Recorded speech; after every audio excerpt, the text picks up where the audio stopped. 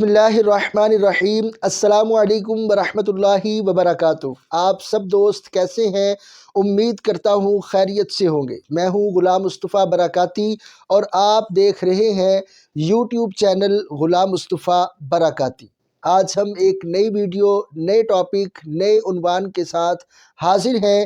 آج کی ہماری ویڈیو کا عنوان ہے تذکرہ ایسے کاموں کا جن کو سب سے پہلے حضرت ابوبکر صدیق رضی اللہ تعالیٰ عنہ نے اپنایا۔ بہت سے ایسے کام، اور ان کو اولیات کہا جاتا ہے، یہ آپ کو کچھ آپ کے سامنے آج رکھنی ہے۔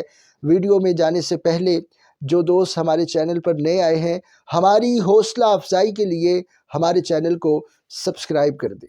آئیے چلتے ہیں ویڈیو کی طرف۔ مختصر ہے، لازمی سنیے گا کہ سب سے پہلے کام جو حضرت صدیق اکبر کو ہی صرف حاصل ہوئے، سب سے پہلے وہ کون کون سے تھے؟ سب سے پہلے حضرت سیدنا صدیق اکبر رضی اللہ تعالیٰ عنہ نے اسلام قبول کیا۔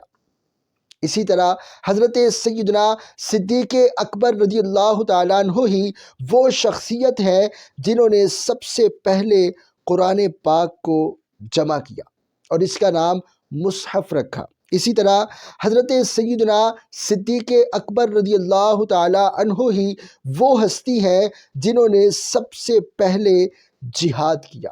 اسی طرح حضرت سیدنا صدیق اکبر رضی اللہ تعالیٰ عنہ وہی وہ ہستی ہے جو سب سے پہلے خلیفہ مقرر ہوئے۔ اسی طرح حضرت سیدنا صدیق اکبر رضی اللہ تعالیٰ عنہ ہی وہ ہستی ہے جنہوں نے سب سے پہلے اپنی زندگی میں اپنا جانشین مقرر فرمایا۔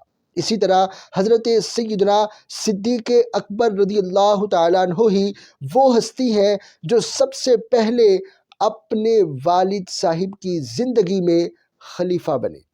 اسی طرح حضرت سیدنا صدیق اکبر رضی اللہ تعالیٰ عنہ ہی وہ ہستی ہے جنہوں نے سب سے پہلے مسجد تعمیر کروائی۔ اسی طرح حضرت سیدنا صدیق اکبر رضی اللہ تعالیٰ عنہ ہی وہ ہستی ہے جن کو سب سے پہلے صدیق کا لقب عطا ہوا۔ اس کے بعد تو آپ کسی کو بھی کہہ سکتے ہیں سچا سچا، لیکن سب سے پہلے جن کو صدیق کہا گیا وہ حضرت سیدنا ابوبکر رضی اللہ تعالیٰ عنہ کی ذات مقدسہ ہے۔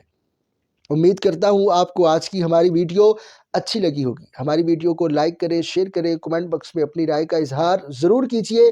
ملیں گے ایک نئی ویڈیو میں، نئے ٹاپک، نئے عنوان کے ساتھ۔ تب تک کے لیے اللہ حافظ۔